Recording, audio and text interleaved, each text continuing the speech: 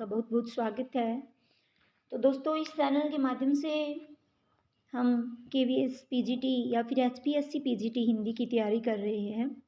तो दोस्तों आज का हमारा टॉपिक है शेखर जोशी, जो हमारा 5th लेसन है गलता लोहा वितान भाग 1 में। तो उसी का 5वां लेसन है दोस्तों, 5वां टॉपिक है गलता लोहा, और गलता लोहा की शीर्षक है दोस्तों शेखर जोशी। तो शेखर जोशी गलता लोहा को पढ़ने से पहले दोस्तों हमें शेखर जोशी को पढ़ना होगा, क्योंकि यहीं से क्वेश्चन आएंगे कि जो लेखक है उसके बारे में।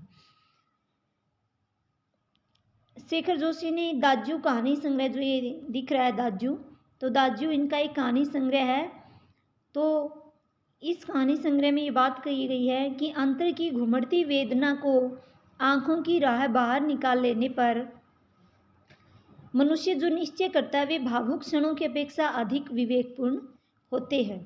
अर्थात जब हमारी अंदर की वेदना को, दुख को हम आंखों के जरिए बाहर निकाल देते हैं तो वो भावुक क्षण नहीं होते, वो बल्कि और भी ज़्यादा विवेकपूर्ण क्षण होते हैं। तो ये दो लाइन दोस्तों इन्होंने दाजू कहानी संग्रह में कही है। तो दोस्तों देखिए आगे चलते हैं। शेखर जोशी, शेखर जोशी का जन्म 1932 में अल्मोड़ा में हुआ। अल्मोड़ा यानी कि उत्तरांचल में, जो अल्मोड़ा है वो उत्तरांचल में पड़ता है।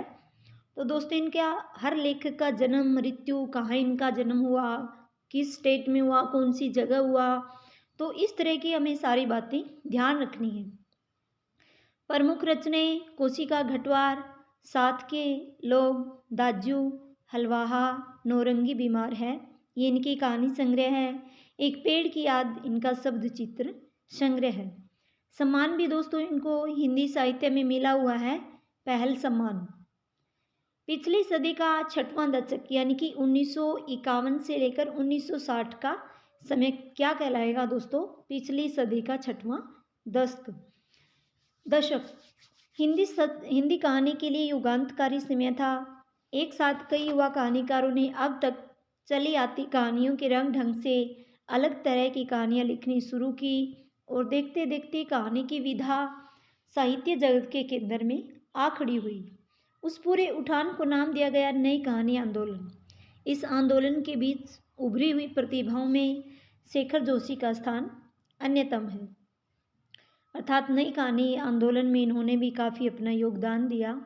उनकी कहानियाँ नई कहानी आंदोलन की प्रगतिशील पक्ष का प्रतिनिधित्व करती है। तो दोस्तों क्वेश्चन ऐसे आ सकता है कि जो इनकी कहानियाँ हैं शेखर जोशी की, वो नई कहानी के का कौन सा पक्ष उजागर करती है? तो प्रगतिशील पक्ष। समाज का मेहनतकश और सुविधाहीन तबका उनकी कहानियों में जगह पाता है। अर्थात इनकी कहानियों में जो भी पात्र हैं वो जैसे किसान है या फिर जो मेहनत करने वाला इंसान है लेकिन उसके पास सुविधा नहीं है, उनके बारे में है इनके पात्र।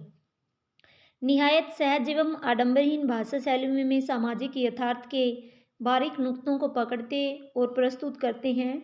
उनकी रचना संसार से गुजरते हुए समकालीन जनजीवन की बहुविध विडंबनाओं को महसूस किया जा सकता है। ऐसा करने में उनकी प्रगतिशील जीवन दृष्टि और यथार्थ बोध का बड़ा योगदान रहा है। अर्थात वो समाज का यथार्थ बता रहे हैं कि जो सुविधाहीन वर्ग है वो किस प्रकार मेहनत करके भी सुविधा उसके पास नहीं है। शेखर जी की कहानियाँ विभिन्न भारतीय भाषाओं के अलावा अंग्रेजी, पोलिश यानी कि पोलैंड की भाषा और रूसी में भी अनुदित हो चुकी है। उनकी प्रसिद्ध कहानी दाजू पर चिल्ड्रंस फिल्म सोसाइटी द्वारा फिल्म का निर्माण भी किया गया। तो दोस्तों ये भी काफ़ी इम्पोर्टेंट है दाजू कहानी कि इस कहानी पर चिल्ड्रंस फिल्म सोसाइटी द्वारा फिल्म भी बनाई गई है कि कौन सी ऐसी कहानी है शेखर जोशी की जिस पर फिल्म का निर्माण हो चुका है और किसके द्वारा हुआ है? चिल्ड्रंस फिल्म सोसाइटी के द्वारा। तो हमारा ये लेसन है दोस्तों 5वां टॉपिक गलता लोहा। गलता लोहा शेखर जोशी की कहानी कला का एक प्रतिनिधि नमूना है। समाज के जातिगत विभाजन पर कई कोणों से टिप्पणी करने वाली यह कहानी इस बात का उदाहरण है कि शेखर जोशी के लेखन में अर्थ की गहराई का दिखावा और बड़बोलापन जितना ही कम है, वास्तविक अर्थ गांभीर्य उतना ही अधिक।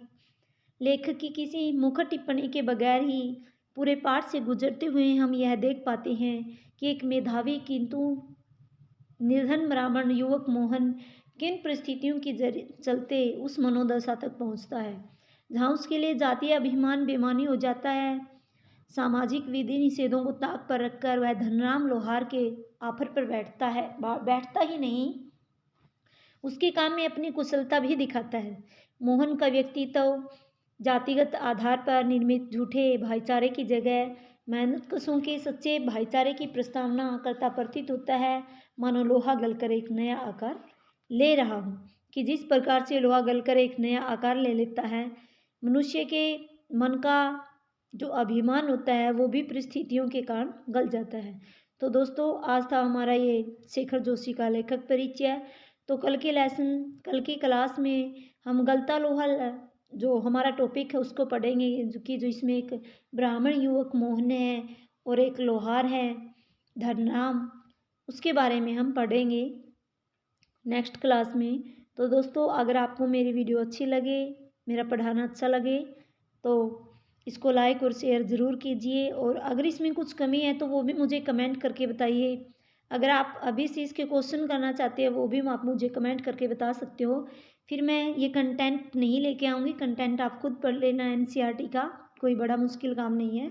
तो मैं आपके लिए क्वेश्चन यहाँ से करवा दूँगी, तो आप उसको कमेंट करके बताना। थैंक यू दोस्तों।